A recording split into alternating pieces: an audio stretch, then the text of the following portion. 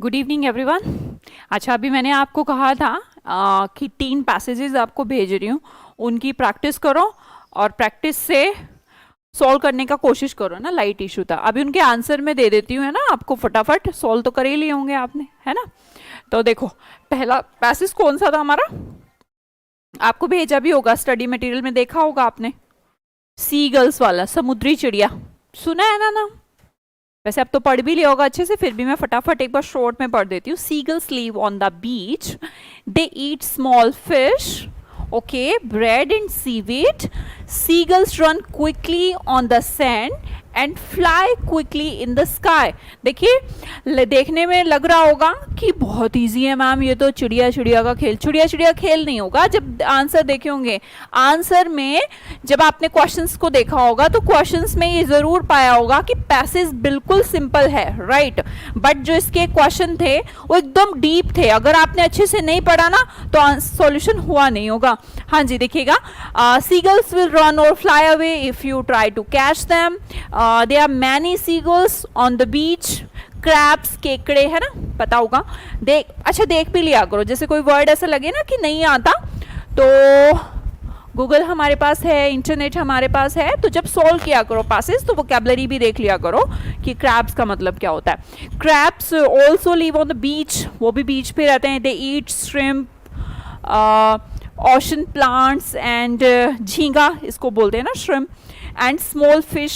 Crabs crawl quickly on the sand and in the ocean crabs will crawl समझते हैं ना, रेंगना type, away if you try to catch them, अगर तुम पकड़ते हो तो वो भी रेंगते हुए चले जाते हैं। There are many crabs on the beach but it's not always easy to see them. crabs बहुत होते हैं पर ऐसा नहीं कि आप जनरली देख पाए। starfish, इसका नाम भी सुना होगा आपने अगर जीएस पढ़ते हैं तो। starfish live on the beach too, वो भी रहती हैं बीच पर। they eat clams, oysters and small fish, ये मछलियां हैं एक तरीके की। starfish move slowly on the sand and in the ocean starfish will not move away if you try to catch them. थोड़ा सा यहाँ पर ऑपोजिट आपको लगा होगा कि ये नहीं भागती भाई, है ना। there are few starfish on the beach. चलिए फटाफट आंसर बताती हूँ। seagulls, crabs and starfish, मुझे लगता है तीनों के बारे में इस पैसेज में बात की गई। all eat, ये सब खाते हैं, क्या खाते हैं, क्लैम्स, ब्रेड, फिश ओनली या फिश। आपने एक चीज इनमें कॉमन पाई होगी, सब में लिखा है। अब देखो क्या हुआ होगा जिन्होंने एकदम फटाफट सा पैसेज पढ़ लिया होगा। मैंने बोला था ना पैसेज अभी मैंने फटाफट इसलिए पढ़ा है क्योंकि आपको होमवर्क दे चुकी हूँ, लेकिन अगर आप ध्यान से पढ़ेंगे तो इसका मतलब यह इस क्वेश्चन का आंसर देने के लिए भी आपको ये लगेगा कि मुझे पूरा पैसेज पढ़ने की ध्यान से जरूरत थी, क्योंकि ये वर्ड भी देखने को मिला, ये भी मिला, ये भी मिला, ये भी मिला, पर उन तीनों में कॉमन क्या था, तो आपको मिला होगा फिश कॉमन है। अब मैं फिश लगाऊं या फिश ओनली लगाऊं? फिश ओनली तो बिल्कुल नहीं है, फिश के साथ कुछ और चीजें भी अटैच थी, तो I can say only fish, right. तो यहाँ पर सी आपका आंसर ठीक है, जिसने भी ठीक लगाया। सेकंड क्वेश्चन का आंसर देखते हैं। Come here, which animal does not move quickly, ये मैंने अभी यहाँ पर अंडरलाइन भी किया था। स्टारफिश विल नॉट मूव, बाकी सब मूव कर रहे थे, तो A will be the right answer. Next question देखेंगे, क्वेश्चन नंबर 3। जल्दी जल्दी अपने आंसर मैच कर लीजिएगा। Based on the information in the passage which sentence is false, हमें पता करना है कि इनमें से कौन सा गलत है। अब हम देखते हैं क्या क्या लिखा है। Starfish are hard to catch, इनको पकड़ना मुश्किल है, तो मुझे लगता है यही लाइन आपके इस आंसर को दे रही होगी।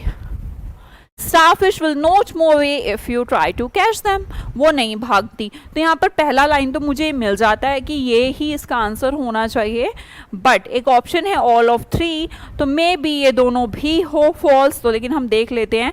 Crabs eat shrimp and ocean plants, seagulls move quickly on the sand in the air, तो हमने देखा ये तो सही है, ये भी सही है, ये दोनों हमने पढ़े थे कि वो केकड़े खाते हैं और वो सैंड और एयर में क्विकली मूव करती हैं, तो हमने देखा ये सही था। तो आंसर आपका इसका क्या है, कौन सा गलत है इसमें sentence? Starfish are hard to catch, right, तो ए आंसर था। चलो नेक्स्ट क्वेश्चन बता देती हूँ। Question number 4, the passage doesn't talk about, किसके बारे में बात नहीं करी है? व्हाट स्टारफिश ईट, यार ये तो बात की है ma'am. How crabs catch food, ये फूड को कैच कैसे करते हैं, मतलब कैसे शिकार करते हैं, ये वाली बात नहीं की है यार, है ना। How fast beach animals move, इसके बारे में, मूवमेंट के बारे में भी बात है, जल्दी भाग जाता कोई नहीं भागता। How beach animals look like, कैसे लगते हैं, तो हमने ये सब देखा। तो हमें देखा होगा कौन सा इनमें से नहीं यूज किया।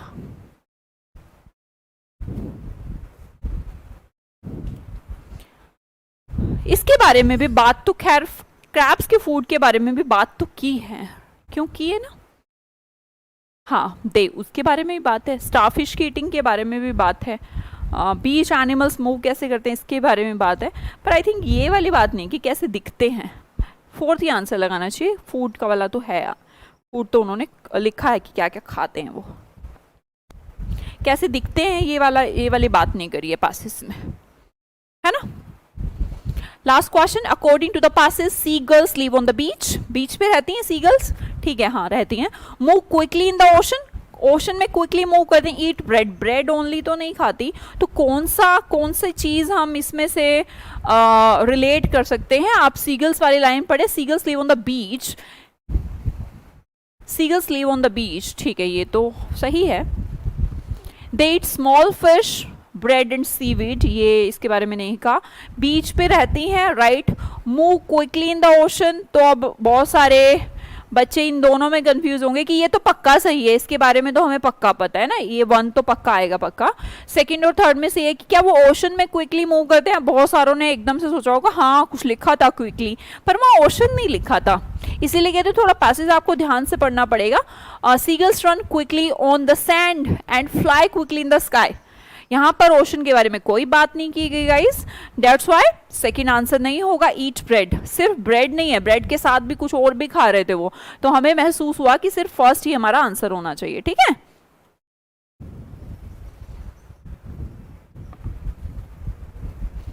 चलो फटाफट अगला भी आपने पढ़ा होगा, ये पैसेज किसके बारे में है, इसके आंसर्स भी मैं फटाफट आपको दूंगी।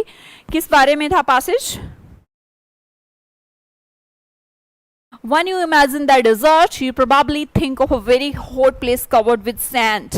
Although this is a good description for many deserts, Earth's largest desert is actually a very cold place covered with ice. यहाँ से हमें अंटार्कटिका, हमें देखा कि कोल्ड डेजर्ट की बात की गई है। जैसे आता है ना मन में, जैसे हम रेगिस्तान वर्ड सुनते हैं, क्या आता है हमारे मन में सबसे पहले, क्या ख्याल आता है कि बहुत गर्मी, ऐसा लगता है ना रेगिस्तान सुनते ही। पर आपको पता है डेजर्ट सिर्फ गर्म नहीं होते, दुनिया का सबसे बड़ा रेगिस्तान तो सबसे ठंडा है अंटार्कटिका, है ना। हाँ जी, अंटार्कटिका नाम आपने सुना होगा, आगे देखेंगे। In order for an area to be considered a desert, it must receive very little rainfall. अगर हम किसी एरिया को डेजर्ट मान लेते हैं कि ये तो डेजर्ट है, तो हम सोचते हैं कि वहाँ बिल्कुल बारिश नहीं होती। थोड़ा हम स्पेसिफाई करें तो कहेंगे it must receive an average of less than 10 inches of precipitation. Precipitation समझते हैं, बचपन में सुना होगा बारिश कैसे होती है, वेपराइजेशन होता है वाटर का, आफ्टर दैट वो बादल बन के ऊपर आसमान में चले जाते हैं, फिर उनको जैसे ही थोड़ी हीट मिलती है वो तुरंत वो बादल बन के हो जाते हैं, फिर बादल को थोड़ा सा भी गर्माहट मिलते ही वो पानी के रूप में हो जाता है, तो वो प्रेसिपिटेशन है एक तरीके का, बारिश का आना। तो कहते हैं 10 इंचेस से भी कम का प्रेसिपिटेशन होना, इसे ही हम परिभाषा देते हैं कहीं ना कहीं कम बारिश के, है ना। विच कैन बी रेन, जैसे प्रेसिपिटेशन हमारा कम है तो रेन, स्टील, ओले वगैरह या बर्फबारी, snow on the ground every year. Antarctica, the coldest place on earth, has an average temperature that usually falls below the freezing point. Freezing point से भी नीचे temperature रहता है यहाँ पर, and because cold air holds less moisture. अब ठंडी जो हवाएं हैं, मैंने कहा ना गर्माहट की जरूरत होती है, बारिश ऐसे भी नहीं होती कि ठंडी जगहों पर ज्यादा बारिश होती है, इट्स नॉट लाइक दैट। वहां पर मॉइस्चर कम है और वार्म एयर के कंपैरिजन में the air in Antarctica doesn't hold much moisture of all. Moisture नहीं होता वहाँ पर, मॉइस्चर नहीं है तो बारिश नहीं है, इसीलिए मॉइस्चर नहीं है ना। तो ये सब हमने इसमें डिस्कस किया, ये सब आपने देखा होगा। फिर से अगला पैसेज बहुत बड़ा है, बैंकिंग का पैसेज है आई थिंक। ऐसी मिक्सअप प्रैक्टिस चलती रहेगी। कोई हो सकता है एसएई का हो, कोई एसएससी का हो, कोई बैंकिंग का हो, तो हमें मतलब नहीं है, हमें तो सब बड़े बड़े पैसेज भी सॉल्व करना सीखना है। This is the evident in the low precipitation status recorded for Antarctica. ये एक एविडेंस है कि अंटार्कटिका में बहुत लो प्रेसिपिटेशन होता है। For example, the central part of Antarctica receives an average of less than 2 inches of snow. जो central part है अंटार्कटिका का, वहां पर 2 इंच से भी कम का, less than 2 inch of snow every year इतना होता है। द कोस्ट लाइन, जो किनारे वाला पार्ट है, वहां पर little bit more, between 7 and 8 inches, वहां पर 7-8 इंचेस का होता है। Because Antarctica gets so little precipitation, बहुत कम प्रेसिपिटेशन है वहां पर, बादल ही नहीं बन रहे, it is considered a desert. इसलिए हमने सीखा कि उसको डेजर्ट इसलिए कहा जाता है। क्यों कहा जाता है? इसलिए कहा जाता है क्योंकि प्रेसिपिटेशन बहुत कम हो रहा है। उसका मतलब गर्मी से या किसी से नहीं, हम ये नहीं मानेंगे गर्माहट ज्यादा है तो हम उसे रेगिस्तान कह देते हैं, उसे डेजर्ट कह देते हैं। गर्मी से लेना देना नहीं होता, बारिश से लेना देना है, प्रेसिपिटेशन से लेना देना है ना। When precipitation falls in hot deserts, it quickly evaporates back into the atmosphere. The air over Antarctica is too cold to hold water. इतनी ठंडी है वहाँ पर जो हवा है कि वो पानी की वेपर है जो उनको होल्ड नहीं कर सकती. So there is very little evaporation. अभी मैं बात कर रही थी ना, वाष्पीकरण ही कम होता है. Due to this low rate of evaporation, वाष्पीकरण कम होगा तो most of the snow that falls to the ground remains there permanently. मतलब जितनी भी बर्फ गिरती है वहीं पर ही रह जाती है. क्यों रह जाती है? इवोपरेशन हो नहीं रहा, गर्मी है नहीं, भाप बन नहीं रहे, ऊपर जा नहीं रही, प्रेसिपिटेट हो नहीं रहे, बारिश हो नहीं रही, तो जितनी बर्फ पड़ रही है बस पड़ी रही है, उसका कोई प्रोसेसिंग हो ही नहीं रहा है ना. तो देखिएगा, और यहाँ पर शीट्स, थिक आइस शीट्स बन गई हैं. अब देखिए, any snow that doesn't freeze into ice sheets become caught up in the strong winds that constantly blow over Antarctica. जो नहीं बन पाती शीट्स वो blow over हो जाती है. These snow-filled winds can make it look as it is a snowing, even though snowfall is very rare there. Snowfall नहीं होता वहाँ पर. Blizzards are actually every common on the Antarctica. हम कहें ब्लेजर्स, बर्फ के तूफान. स्नोफॉल तो बहुत ब्यूटीफुल चीज हो गई, वहां पर स्नोफॉल का काम नहीं है, तो ब्लेजर्स आते हैं, बर्फ के तूफान आते हैं पूरे, है ना. बहुत खतरनाक, मूवीज में देखा होगा हमने. चलो अब देखो, इतना बड़ा पैसेज था गाइस. अब हमें लगेगा कि पैसेज पढ़ें, क्वेश्चन पढ़ें, क्या अब रोल करें? अरे भाई ना, मर जाओगे उसको स्क्रॉल करते करते, इतना बड़ा पैसेज हो जाएगा, है ना. कंप्यूटर पे कहोगे कहाँ करें. छोटे पैसेज को आप कर भी सकते हो स्क्रॉल, बड़ों को तो कर नहीं सकते. और ट्रेंड बदल गया. अगर छोटा पैसेज आएगा तो क्वेश्चन बड़े टिपिकल होंगे, और अगर बड़ा पैसेज आएगा तो थोड़ा नॉलेज से होंगे कि आपने एक बार पढ़ लिया, उससे आपके माइंड में क्या इमेज बन रही है, उससे उसका लेना देना होगा. ठीक है, चलो अब हम देखते हैं. अब हम ना देखेंगे नहीं यार, मतलब पलट के देख भी नहीं सकते, मुमकिन ही नहीं है. फिर भी बाई चांस ही रखें, अदरवाइज नहीं. अदरवाइज एक बार में पैसेज को अच्छे से पढ़ लें और उसका थिंकिंग अपने माइंड में बना लें और अब उसको ट्राई करें. चलो, the main purpose of paragraph 1. Paragraph 1 में किसकी बात की गई? Accept a conclusion, introduce an argument, provides a brief history, deny a common belief. शुरू वाला पैसेज याद करिए. मुझे ऐसा लगता है कि बात ये की गई कि जिसे आप डेजर्ट कहते हैं, डेजर्ट आपके दिमाग में आता है गर्मी, राइट. और राइटर ने लिखा कि गलत सोचते हो, डेजर्ट गर्मी नहीं होता, अंटार्कटिका सबसे बड़ा डेजर्ट है. तो हम एक कॉमन जो बिलीफ है हमारे अंदर, उसको डिनाई किया है राइटर ने. तो डी इसका आंसर होना चाहिए, बाकी कोई ऐसी कोई बात ही नहीं की गई. Next question, the best title for this passage would be. क्या होना चाहिए टाइटल? आर्ट्स मैनी डेजर्ट की तो बात ही नहीं कही. अंटार्कटिका ये हो सकता है, कोल्डेस्ट प्लेस ऑन अर्थ हो सकता है. अ डेजर्ट ऑफ आइस या फिर अनयूजुअल डेजर्ट भी नहीं हो सकता. वैसे तो अंटार्कटिका की तो बात की गई है, इसके साथ ही a desert of ice. Mainly अगर पैसेज का पार्ट 1 पार्ट 2 को मिलाऊं ना, तो ये कहना चाह रहा है कि यार डेजर्ट आइस के भी होते हैं, सिर्फ अंटार्कटिका की ही बात नहीं की गई है ना. कोल्डेस्ट प्लेस की बात नहीं की गई है, हमने एक डेजर्ट की बात की गई है. कि एक डेजर्ट किसका? आइस का. थोड़ा कंफ्यूजन हुआ होगा, बहुत सारों ने गलत आंसर दिया होगा, पर आपको समझना होगा, यही थिंकिंग प्रोसेस आपको जनरेट करनी है अपने माइंड के अंदर. अब समझ पा रहे हैं ना, इन दोनों में आपको कंफ्यूजन होगा. हम अच्छे से जानते हैं, मतलब मैं अच्छे से जानती हूँ कि आपने क्या सोचा होगा, किसी के मन में ये आया होगा, किसी के मन में ये आया होगा, इसको लगा के निकल गए होंगे, पर यू हैव टू कंपेयर यार, है ना, देखना पड़ेगा कि डिजर्ट ऑफ आइस और अंटार्कटिका में कौन सा बेटर। तो मुझे लगता है बार बार डिजर्ट वर्ड का बहुत शुरुआत ही वहां से हुई, तो we should pick this option, है ना, desert of ice. C answer लगाएंगे ना। चलो फटाफट तीसरा देखते हैं। Africa Sahara desert is the second largest desert on the अर्थ।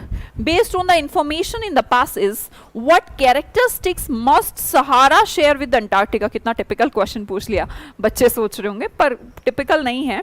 उसने कहा अफ्रीका का जो सहारा मरुस्थल है ना, उसको हम सेकेंड लार्जेस्ट डेजर्ट कहते हैं। फर्स्ट तो हमने देख लिया बर्फ का है। तो ये जो इन्फॉर्मेशन पासिस में दी गई है, तो इससे हमें सहारा और अंटार्कटिका मतलब क्या क्या चीज़ें हमें डिफरेंस यहाँ पर नज़र आ रहा है। Low temperature, frequent blizzard, high temperature या लो प्रेसिपिटेशन। तो आपने देखा होगा कि कहना ये जा रहा है कि वहाँ पर जो है ना, दोनों ही केसेस में जो मेन जो मुद्दा नज़र आ रहा है कि चाहे रेगिस्तान हो या बर्फ़ का मरुस्थल हो, दोनों में लो प्रेसिपिटेशन है ना। तो क्वेश्चन महान जरूर लग रहा था, पर आंसर बहुत आसान था अगर आपने अच्छे से पढ़ा है तो। As used in paragraph 2 which is the best definition for precipitation क्या होता है? Moisture in the air that falls to the ground, any type of weather event तो नहीं होता, weather events that only happen in very cold areas ये भी नहीं होता, या फिर ये कोई बर्फ का तूफान होता है, नहीं यार, मॉइस्चर को कहते हैं हम। तो बहुत आसान है, अगर ध्यान से एक बार पैसेज पढ़ लिया जाए ना तो मुश्किल नहीं आती। आप फिर थोड़ा बड़ा सा क्वेश्चन, पर कोई बात नहीं, हम पढ़ के इसको आंसर दे ही देंगे। देखो, इन paragraph 2 the author rights and because cold air holds less moisture than warm air, okay, the air in Antarctica doesn't hold much moisture at all. Using this information it can understood, ठीक है, देख लेते हैं। air in Africa holds more moisture than air in Antarctica, okay. air surrounding a tropical island holds less moisture than the air in Antarctica, okay. air on the second floor of the house is typically warmer than air on the first floor. हवा की यहाँ पर ऐसी कोई बात नहीं की गई। Air over the mountains is typically colder than. देखिए, अगर हम ठंड और गर्मी, हमने कहा अफ्रीका जो है वहाँ पर आपका मॉइस्चर ज़्यादा होगा। क्यों होगा मॉइस्चर? हमें पता है कि वो गर्म है, तो मॉइस्चर, हम अगर मॉइस्चर की बात करें तो वहाँ से हमने समझा कि जो अंटार्कटिका है वहाँ तो बहुत ठंडी है, बहुत ठंडी है, तो मॉइस्चर का काम ही नहीं है, हवा होल्ड नहीं कर सकती क्योंकि ठंडी हवा। लास्ट पैसेज में हमने, पैसेज नंबर 2 में शायद हमने ये देखा था। तो हमारी सीधी सी बात की गई है। थोड़ा सा हमें यहाँ पर थोड़ा जनरल नॉलेज में होना चाहिए कि अफ्रीका और अंटार्कटिका एकदम अपोजिट कैरेक्टरिस्टिक्स हैं, है ना। तो ए यहाँ पर आपका आंसर है। इस तरीके की तो कोई बात ही नहीं की गई पैसेज में। नेक्स्ट पैसेज बताएं। ये तो आसान था, क्यों?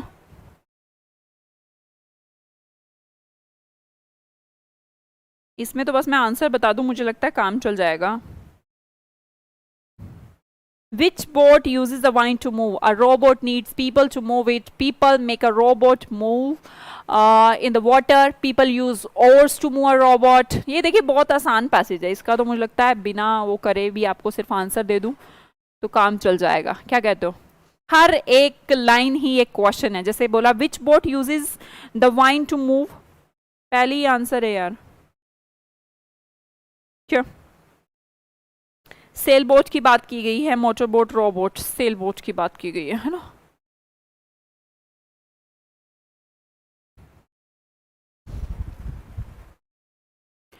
There are many kinds of boats. One kind of boat is called sail boat, है ना। सेल बोट की बात की गई है। तो फर्स्ट तो बहुत आसान है, सेल बोट। मुझे लगता है पांचों ही आंसर ये तो आसान है। नेक्स्ट देखिएगा, which boat makes a loud noise. पढ़ा होगा पैसेज, मैं पढ़ लेती हूँ ना, मैंने नहीं पढ़ा actually. There are many kinds of boats, one kind of boats is called a sailboat. Sailboat use the wind to move, wind makes a sailboat move the water. The wind pushes the sailboat, winds fill the sails, the general mode in the one kind of boat is called motorboat. Motorboat uses a motor to move. The motor gives power to the boat. The motorboat moves when the motor is running. The motorboat makes a loud noise. चलिए एक answer और मिल गया आपको। यहाँ पर आपने शायद motorboat ही लगाया होगा, राइट? और ये रोबोट को मूव करने के लिए 10 सेकेंड, मोटर बोट इसका आंसर है, थर्ड का आंसर। रोबोट को मूव करने के लिए हमारे ओर्स की हमें यूज़ करना पड़ रहा है, क्यों? नेक्स्ट क्वेश्चन है हमारा, according to the passage oars are, oars के बारे में बात की गई है, अगर आप ध्यान से देखेंगे तो क्या की है, short and fat, long and flat, long and flat इनको कहा गया। ये भी आसान है। Last one, this passage is mainly about different kinds of boards, है ना। ये तो पांचों ठीक होंगे, ये तो एकदम छोटे ऐसे पैसेज एसएससी प्री व्री में आते हैं बस, है ना, या सीएचएसएल वगैरह में देखने को मिलेंगे। तो एक तो बहुत सिंपल पैसेज मैंने लिया आज के उसमें, तो इसके तो पांचों आपके ठीक होने चाहिए थे। सेकंड पैसेज जो था वो थोड़ा लेंदी भी था, और हो सकता है थोड़ा आपको दिमाग का यूज़ करना पड़ गया उसमें, है ना। तो ये लेंदी वाले पैसेज का एग्जाम्पल लिया मैंने, और जो फर्स्ट वाला था जो हमारा, वो शॉर्ट बट डीप। तो तीन टाइप के पैसेज मैंने लिए आपके एग्जाम में, इन्हीं तीन टाइप के पैसेज आते हैं, या तो बहुत छोटा आएगा पर उसमें बहुत डीप इंफॉर्मेशन होगी, मतलब कि बहुत सारी इंफॉर्मेशन होगी, तो वो आपने फर्स्ट पैसेज में सीखा। सेकंड वन पैसेज लेंदी जरूर होगा पर इंफॉर्मेशन एक ही होगी, बस ज़्यादा नहीं होगी, वही हमने सेकंड में सीखा। And the third one is very simple passage, और ये आपके एसएससी प्री या सीएचएसएल या फिर स्टेट एग्जाम्स में आपको पूछे जाते हैं, ठीक है। तो तीनों के आंसर मैंने दे दिए हैं, आप इनको मैच कर लीजिएगा, और हम आपसे मिलते हैं कल नए पैसेजेस के साथ। Bye bye, see you.